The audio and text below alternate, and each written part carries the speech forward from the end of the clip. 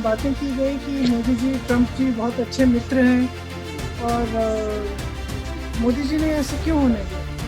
क्या हम अपना जहाज नहीं भेज सकते थे उनको लेने के लिए? इस तरह से क्या इंसानों के साथ बर्ताव किया जाता है कि उनको हथकड़ियाँ पहना के बेड़ियाँ पहना के?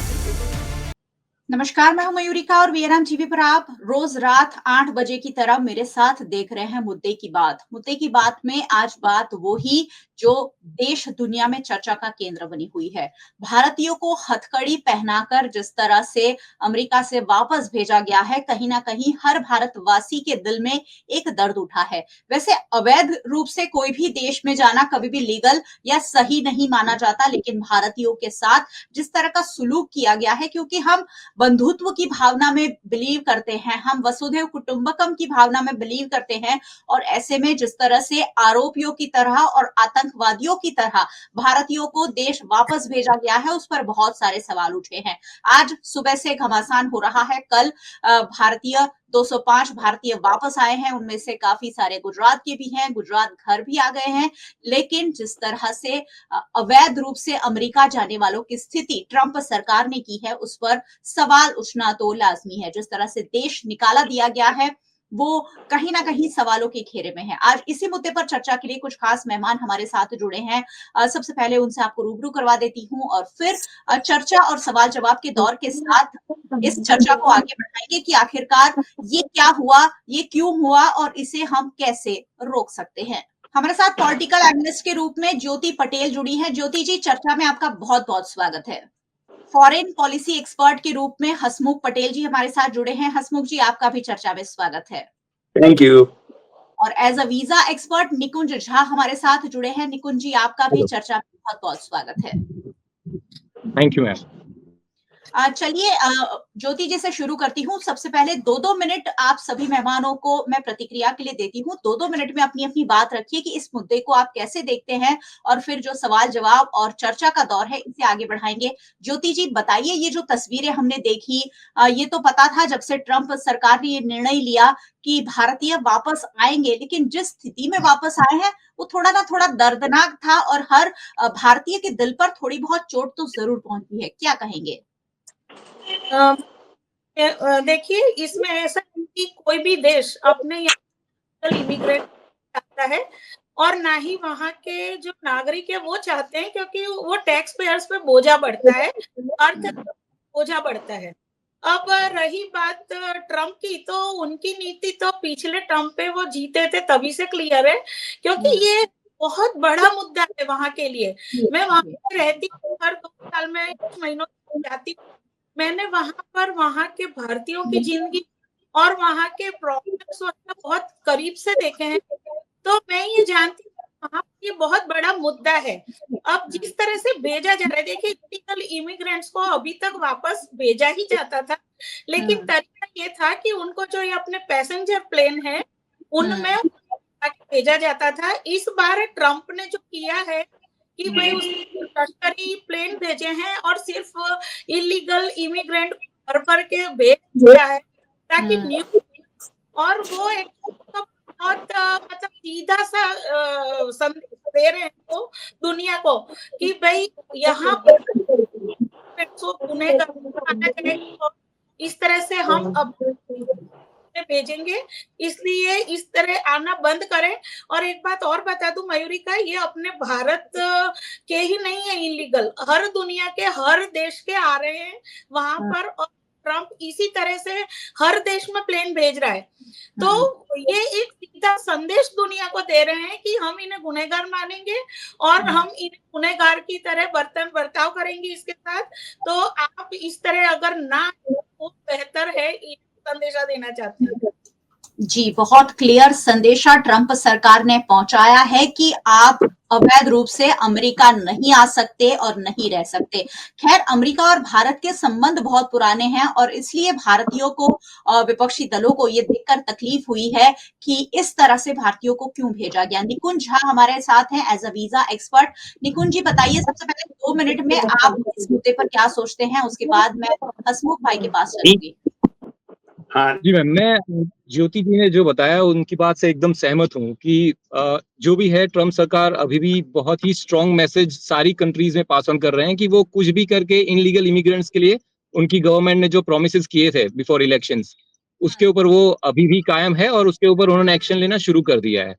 सो इनलीगल इमिग्रेंट्स बेसिकली जहां पे भी जाते हैं वहां की इकोनॉमी में इनडायरेक्टली सपोर्ट होता है, लेकिन अगर हम पैसिवली और एक्टिवली अगर देखेंगे तो वहां के लोगों के लिए एक बेरोजगारी बढ़ती है, क्योंकि इनलीगल इमिग्रेंट्स जब भी आते हैं वो थोड़ा लोअर पे में काम करते हैं, वो बहुत स्मूथली काम करते हैं और उनके ऊपर गवर्नमेंट के ऊपर कोई बर्डन भी नहीं है। अगर कोई टैक्स पेयर है तो उनकी रिस्पॉन्सिबिलिटी गवर्नमेंट के लिए ज्यादा है, जबकि कोई इनलीगल इमिग्रेंट आता है तो वो चीपर कॉस्ट में काम भी करेगा, उनकी वजह से वहां के लोगों को एम्प्लॉयमेंट भी नहीं मिलेगा। तो ट्रम्प सरकार अपने गवर्नमेंट के लिए और कमिटमेंट के लिए बहुत ही अच्छा कर रही है। अब अगर हम देखे जाए कि इंडियंस के लिए ये क्यों हो रहा है, हम सबको पता है कि आज की डेट में पूरे दुनिया में अगर सबसे ज्यादा यूथ या यंग पीपल है तो वो इंडिया में है। हमारे यूथ को कहीं ना कहीं अच्छी अपॉर्चुनिटी, अच्छी इनकम के लिए कहीं ना कहीं बेटर अपॉर्चुनिटी दिख रही है, अच्छी लाइफस्टाइल दिख रही है। आगे के यूथ को लग्जूरियस लाइफ चाहिए, सब कुछ चाहिए, तो अपनी ड्रीम को पूरा करने के लिए वो कितना भी रिस्क लेके, कितना भी बर्डन लेके, फैमिली को रिस्क में डाल के, प्रॉपर्टीज को और फार्म्स को रिस्क में डाल के बहुत सारा पैसा इन्वेस्ट करके वो जाते हैं। तो आई वुड से कि अब ये एक इनलीगल इमिग्रेंट की जगह फॉर इंडियन ये एक इन्वेस्टमेंट हो गया है। एक फिक्स अमाउंट इन्वेस्ट करके रिटर्न ऑफ इन्वेस्टमेंट जो है वो 50, 60, 100 गुना ज्यादा उनको मिल रहा है आने वाली जनरेशन में। वो लोग रिस्क ले रहे हैं और जा रहे हैं। कहीं ना कहीं ये हमारे यूथ के लिए बहुत ही एक चिंता का विषय है। उनको देखना चाहिए कि वहां पे फ्यूचर सिक्योर करने की जगह अब बहुत सारी कंट्रीज इंडियंस को और इंडियन पीपल को वापस भेज रही है due to lack of knowledge और इनलीगल इमिग्रेंट्स के तौर पे उनके देश में जाने की वजह से। तो हमें कोई ना कोई अच्छा रास्ता ढूंढना पड़ेगा। देयर आर वेयर बहुत सारे रास्ते हैं जिससे लीगली भी हम अपना कैरियर वहां पे बना सकते हैं। कहीं ना कहीं लोगों के पास इतनी जानकारी नहीं है जिसकी वजह से ये प्रॉब्लम्स आ रही हैं। जी, लीगल जाना भी बहुत ज्यादा मुश्किल नहीं है, लेकिन इलीगल तरीके से ज्यादा पैसे खर्च करके आप सब कुछ दांव पर लगाकर वहां चले जाते हैं और वहां जाकर जो स्थिति होती है, कुछ मूवीज में हमने देखा है, वहां के कुछ एक्सपर्ट है लगातार हमसे ये सारी चीजें शेयर कर रहे हैं। मैं हसमुख जी के पास चलूंगी, फॉरेन पॉलिसी के एक्सपर्ट हैं। सर, क्या कहना चाहेंगे, ये जो पूरी घटना हुई है ट्रंप सरकार के आने के बाद, उस पर आपकी क्या टिप्पणी है? शुरुआत फर्स्ट ऑफ ऑल होता क्या है कि जो जो इलीगल जाना मांगते हैं इंडिया, तो स्टूडेंट को या जो भी इलीगल जाना मांगते हैं नागरिक होते हैं, उनको वहां जाने की इच्छा इतनी प्रबल नहीं करनी चाहिए कि जिससे उनको आर्थिक नुकसान हो, इकोनॉमिकल सोशल प्रॉब्लम हो। उस तरह ढूंढ के इलीगल जाने का बंद करना चाहिए। लीगल वे में जो बताया है, वीजा वाली जो बात है, लीगल वे है, उसका उपयोग करना चाहिए। क्योंकि किसी भी जगह पे इलीगल जाना वो बहुत दुखदायक होता है, यहाँ के लिए और वहां के लिए। अभी बात हम अमेरिका की करेंगे क्योंकि हम अमेरिका में 40 बरस से रहे हैं और 40 बरस से देख रहे हैं सारे विश्व में से इलीगल इमिग्रेंट्स आते हैं। हमारे भारतीय लोगों की तो संख्या बहुत कम है। जो स्पेनिश लोग हैं, साउथ अमेरिकन लोग हैं, वो सबसे ज्यादा होते हैं। तो वहां आने के लिए ये रास्ता अच्छा नहीं है। और हर एक कंट्री का अपना एक रवैया होता है कि भाई इलीगल उनको चाहिए तो आने देते हैं। उनको पता होता है कि ये इलीगल आता है मैक्सिकन बॉर्डर से, अभी तो कैनेडियन बॉर्डर भी खुली है, वो भी खुली है। तो उस बॉर्डर से आने के लिए जो भी होता है वो उनकी जानकारी में होता है, ऐसा नहीं होता है कि उनको नहीं पता है। और लेकिन अमेरिका में आने के बाद गवर्नमेंट के पास अभी तक कोई ऐसी सिस्टम उन्होंने डेवलप की नहीं थी, आज भी नहीं है, लेकिन उससे हिसाब से उनको कैच किया जाए और फिर वापस भेज दिया जाए और करना वो कर सकते, लेकिन वो कुछ था ही नहीं। अभी ट्रम्प के पहली टर्म्स और दूसरी टर्म्स में उन्होंने स्पष्ट बताया है कि जो इलीगल आते हैं वो अमेरिकन इकोनॉमी के लिए भी नुकसानदायक है, क्योंकि जो वो पैसा कमाते हैं, जो वहां काम करते हैं, वो वहां के लीगल इमिग्रेंट्स और लीगल वर्कर का नुकसान होता है और सरकार को कोई टैक्स भी उनका नहीं मिलता है। इसलिए सरकार भी सोचती है कि उसका उपाय किया जाए। तो वो लोग 10-15 बरस में जो इलीगल होते हैं उनको सोशल सिक्योरिटी देते हैं, वर्किंग परमिट वाला देते हैं, वो देते हैं और उसको लीगलाइज करते हैं, जैसे उनको टैक्स की इनकम हो और जो आने वाला है वो पीस ऑफ माइंड हो जाए और वहां सेटल हो जाए। वो देश के लिए होते हैं। लेकिन इतने ज्यादा लोग होते हैं, इसलिए ट्रम्प सरकार आज जो सोच रही है कि भाई इनको पकड़ा जाए और उनको डिटेन किया जाए और उनको बाद में डिपोर्टेशन किया जाए, वो अभी कर रही है सरकार। लेकिन ऐसा एज ए एनआरआई मैं मानता हूं कि ये कुछ आने वाले दिनों में सक्सेस नहीं होगा। और ट्रम्प की टर्म 4 बरस की है, उसको सेटअप करने में 4 बरस हो जाएगा, फिर दूसरा आएगा, वो सोचेगा कि ये है वो है। इसलिए ये कोई अच्छी बात नहीं है सरकारों के लिए, भारत के लिए और अमेरिकन सरकारों के लिए भी वो अच्छी बात नहीं है, हम ऐसा मानते हैं। जी बिल्कुल, भारत और अमेरिका हमेशा से ही काफी सालों पुराने संबंध रहे हैं और ट्रंप और मोदी जी की दोस्ती भी वैसे तो पूरे देश दुनिया में चर्चा का केंद्र है। मोदी जी जब वहां जाते हैं, हाउडी मोदी जैसा बड़ा कार्यक्रम आयोजित होता है। जब ट्रंप यहाँ आते हैं तो ट्रंप के लिए अहमदाबाद में बहुत बड़ा कार्यक्रम आयोजित किया गया। तो इस तरीके की दोस्ती रखने के बावजूद ये निर्णय लिया गया है। और इलीगल वैसे सब एक्सपर्ट ने कहा कि कोई भी देश ऐसा नहीं चाहेगा कि किसी के आने से उनके देश का नुकसान हो और इसलिए वापस भेजा जा लिया। चलिए आज इस मुद्दे के बजाय हम ये बात करते हैं कि भारत के लोग वहां अवैध रूप से क्यों जाना चाहते हैं, वहां उनकी स्थिति क्या है। ज्योति जी, आप भी अमेरिका में बहुत साल रही हैं, हर साल आप कई महीने वहीं रहते हैं। जो अवैध रूप से भारतीय वहां जाते हैं उनकी स्थिति क्या होती है? हमने फिल्मों में देखा है कि उन्हें बंकर में रहना पड़ता है, उन्हें खाना भी कोई संस्थाएं देती है। कितनी सच है ये बातें?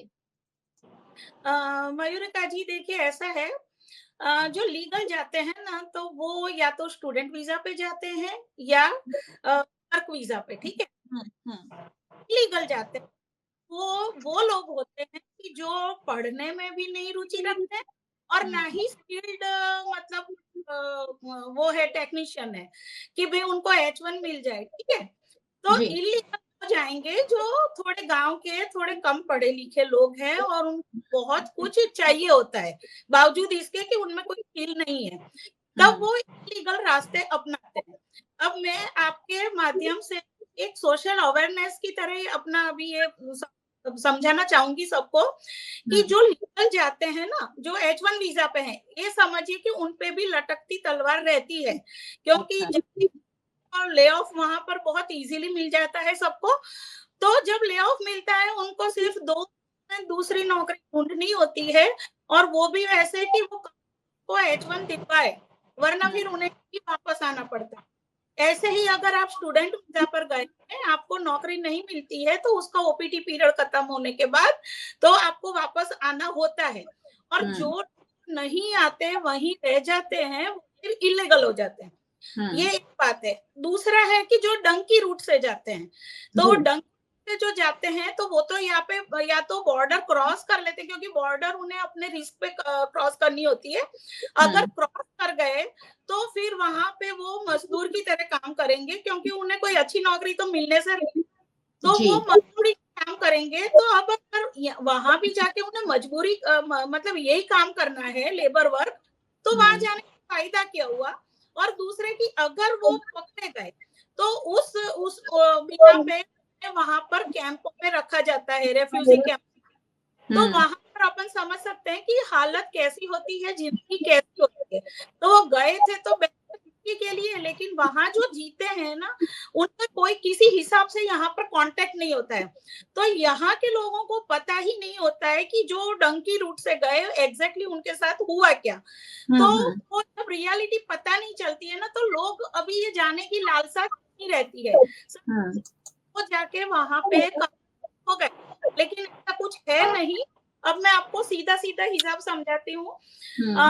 अगर लेबर वर्क है तो वहां 1 घंटे का चार्ज $10 मिलता है, ठीक है। तो लोग समझते अरे वाह, 1 घंटा काम करो तो अपने को तो 850 रुपये एक घंटे भी हैं। लेकिन वो भूल जाते हैं कि वहां पे खर्चा भी डॉलर में है। अब जैसे तो घंटे का $10 हुआ, वो दिन में 8 घंटे काम करते हैं तो $80 हुआ। तो 5 दिन का होता है तो वो $400 हुआ। अब अगर वो सैटरडे संडे भी काम करते हैं तो किसी हिसाब से वो $2,500 से ज्यादा नहीं बढ़ पाएंगे। अब होता है कि वहां पर जब $80 में है तो आप समझो एक अपार्टमेंट का 2 रूम का अपार्टमेंट का भाड़ा ही $1,500 से $2,000 है। तो आप सोचो कि फिर अब खाने का खर्चा निकालना है, उस इलेक्ट्रिसिटी का बिल, ट्रांसपोर्टेशन और मतलब जो छोटे मोटे दूसरे होते फोन वगैरह के खर्चे, अब कहाँ पर बचत तो हुई नहीं। और मतलब आपकी जो लाइफ है वो मिडिल क्लास से, तो आपको सोशल सिक्योरिटी नंबर नहीं मिलेगा, तो फिर आपको बहुत सारे मतलब नुकसान है। वहां पर आप हेल्थ उसका फायदा सकते हैं, आपको इंश्योरेंस नहीं मिल सकता। अच्छा, जो वहां लीगल भी गए हैं, जो टूरिस्ट वीजा और उस पर भी है, तो मैं तो ये मानती हूँ सीधे सीधे कि भारत में अपने देश में फर्स्ट सिटीजन बन के रहना ज्यादा गौरव वाली बात है, बिना कि आप किसी दूसरे देश में जाके सेकंड सिटीजन बनते हो, क्योंकि वहां पर आपको मतदान का कोई हक नहीं है। एक लेवल के बाद प्रमोशन नहीं देते हैं। और जो उनका मिलिट्री सेक्टर्स हैं, हाई सिक्योरिटी उसमें आप चाहे कितने इंटेलिजेंट हो, लेकिन आपको नहीं मिलेगी क्योंकि आप वहां के सिटीजन नहीं हो, और सिटीजन होते होते सालों लग जाते हैं।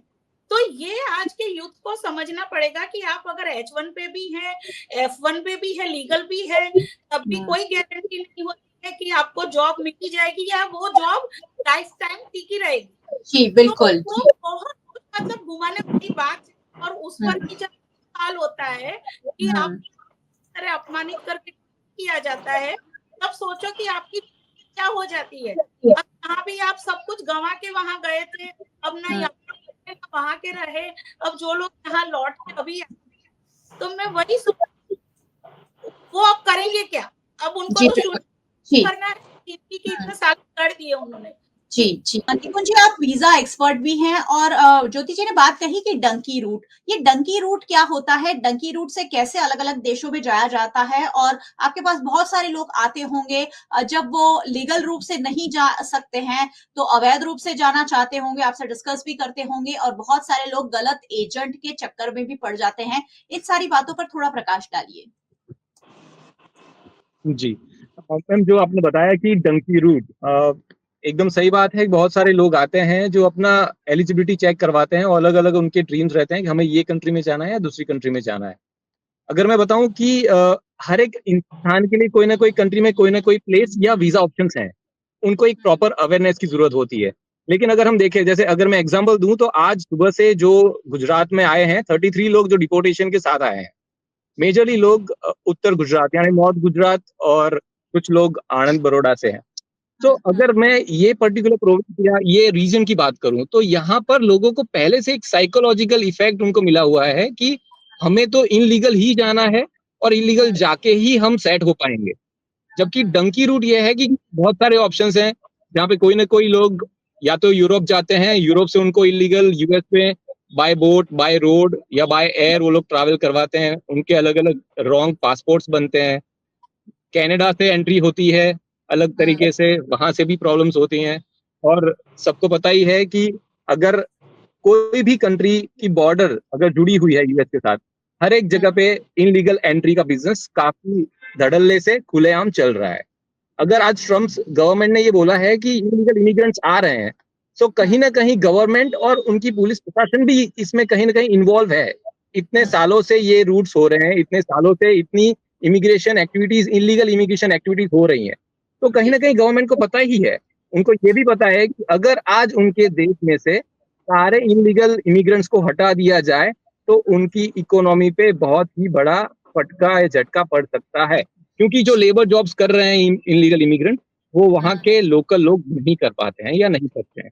तो दूसरा जो आपने बताया कि ऑप्शन क्या क्या रहते हैं इलीगल इमिग्रेंट्स अगर वहां पे जाते हैं, तो मैम आप नहीं सोचेंगे कि 50 से 1 करोड़ रुपए तक का वो इन्वेस्टमेंट करके वो चले जाते हैं वहां से, और वहां से उनको कोई इनकम का कंफर्मेशन नहीं होता है, जबकि उनके कोई ना कोई रिलेटिव 5 साल पहले, 10 साल पहले या 15 साल पहले गए थे और वो अभी सेटल है, तो वही सोचते हैं कि वो लोग जाके भी सेट हो पाएंगे। जैसे ज्योति जी ने बहुत अच्छा एग्जांपल दिया कि अगर वो कितनी भी मेहनत करेंगे तो $2,500 तक का इनकम कर सकते हैं, सामने उनको एक्सपेंस भी वैसा ही करना है। जी जी। तो अगर हम $2,500 तक की इनकम की बात करें तो 2-2.5-3 लाख रुपए है।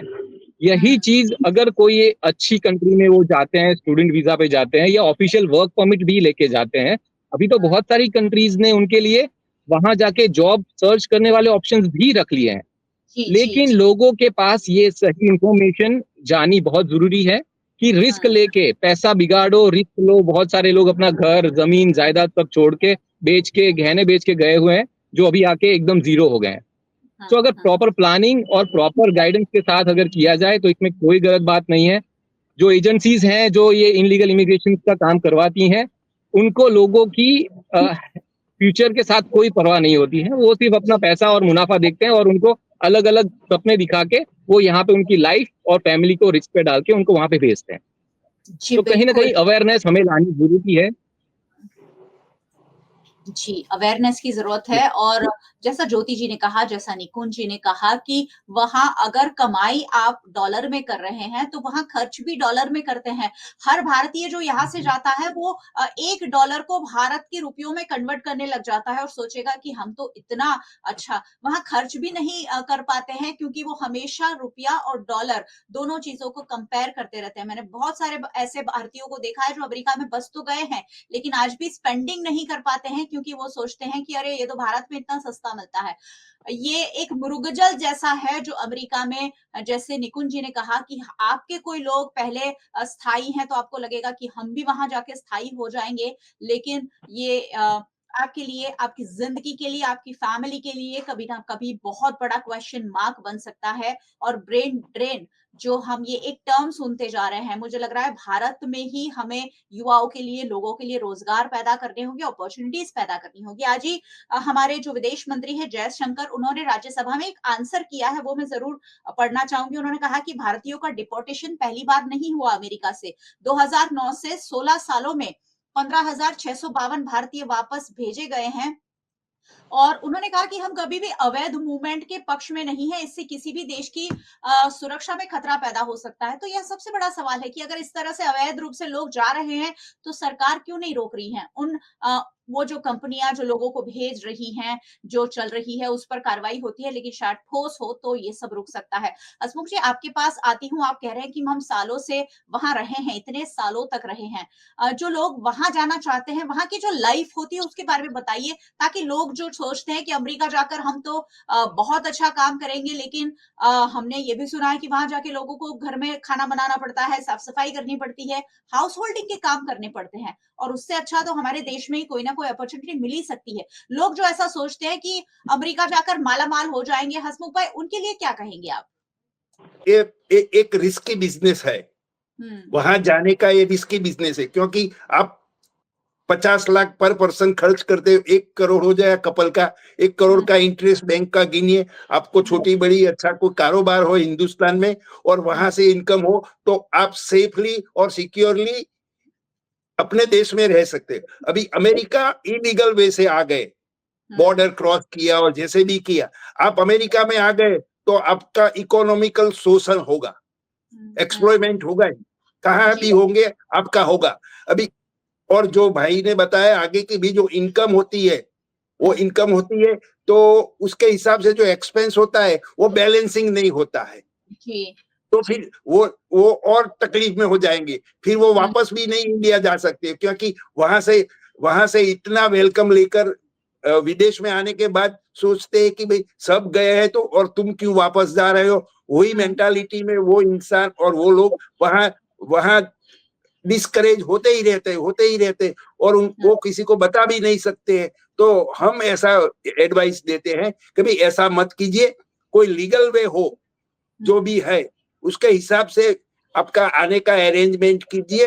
यहाँ आने के बाद आप कुछ कर सकते हो या सेफ और सिक्योर रह सकते हो, ये हमारी एडवाइस है। लेकिन इतने सारे देश में, क्योंकि जैसे भाई ने बताया कि गुजरात के लोग, नॉर्थ और सेंट्रल गुजरात के लोग वहां ज्यादा होते हैं, तो वो लोग जब विदेश से अपने देश में आते हैं तो सोचते हैं कि भाई ये 5-10 बरस 15 बरस पहले इनकी लाइफस्टाइल ऐसी थी, ये अमेरिका गए तो इनकी लाइफस्टाइल ऐसी हो गई। तो जो समुदाय होता है वहां का, वो उनके पहचान वाले रिलेटिव वो सोचते हैं कि किसी भी तरह अमेरिका चले जाए और अपना कारोबार जेम्स बॉन्ड जैसा कर ले और उसके पीछे लग जाते और वो करने के लिए भी पैसा तो होता नहीं है इनके पास जी इसलिए हम ऐसा एडवाइस करते हैं कि ये करने का और ये सोचने का बंद कीजिए और भारत सरकार को भी हम बताते हैं कि भी इसके लिए अवेयरनेस कीजिए ये क्या है क्या नहीं है उसके लिए जो भी है वो वहां के स्थानिक लोगों को बताइए क्योंकि ये जो लोकेशंस है इंडिया में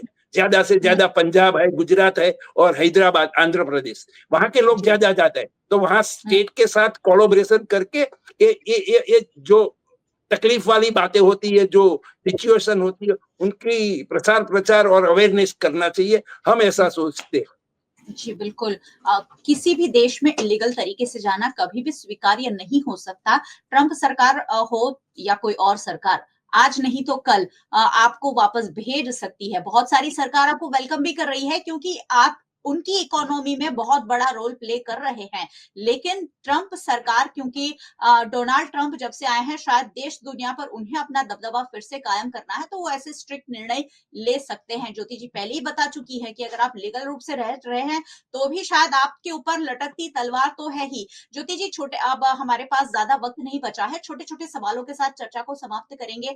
क्या संदेश देंगी देश की सरकार को और क्या संदेश देंगे नागरिकों को जो ये सोच रहे हैं कि अमेरिका जाकर बहुत अच्छी लाइफस्टाइल हम अपने बच्चों को सेट कर देंगे। लोगों ने अब ये मन बना लिया है कि यहाँ हम ना बच्चों को पढ़ाएंगे ना यहाँ बच्चे पैसा कमाएंगे, सब कुछ हम विदेश जाकर करेंगे।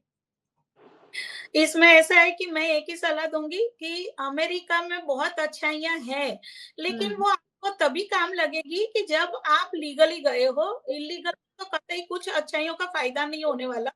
दूसरे की जो आज करोड़ों रुपए डाल के वहां पे जाते हैं और वहां पे शुरुआत करनी पड़ती है। मतलब वो पैसा एजेंट है अब वहां भी जीरो यहाँ भी जीरो। उससे बेहतर है कि आप वो लाखों रुपए यहीं पे इन्वेस्ट करो, कोई बिजनेस करो और ज्यादा बिजनेस भी नहीं करना है तो वो बैंक में डाल दोगे, उसके ब्याज में आपका घर चलता रहेगा। इतने लाख बिल्कुल बेवकूफी की बात होती है कि आप सब कुछ दांव पे लगा के जीरो होके वहां पे जीरो जाते हो। और मैंने एक जगह तो ऐसी भी देखी थी कि जहाँ पे एक दो कमरे के घर में 25 जने रह रहे थे और 12 की ड्यूटी करते थे, 12 लोग रात की ड्यूटी करते थे। वो अंदर चेंज होता रहता था। क्यों? क्योंकि उन्हें पैसा बचाना था तो वो घर के भाड़े बचाने के लिए इस तरह से रह रहे थे। अब आप सोचिए ये कौन सी लाइफ जी रहे थे। अब वो क्या करते हैं थे लीगल ही लेकिन फिर भी जब वो गांव आते हैं ना तो यहाँ से एक सूट बाई करके आते हैं और यहाँ पे के गाल लाल रखने वाली बात होती है कि सूट पहन तो गाँव ये है कि यहाँ पे तो इसका नाम का ठिकाना नहीं था और वहां पे सूट में तो गांव के लोग और खड़े हो जाते हैं और फिर वो इलीगल जाते हैं। क्यों? क्योंकि उन्हें पता नहीं होता है कि वहां लीगल का मतलब क्या है। अपने भारत नहीं है कि भाई यहाँ पर आए आप घूस दे के इलीगल का लीगल हो गए, डॉक्यूमेंट बना लिया, आधार कार्ड पर आप हो गए लीगल। वहां पर ऐसा नहीं है तो वहां पर फंस जाते हैं फिर।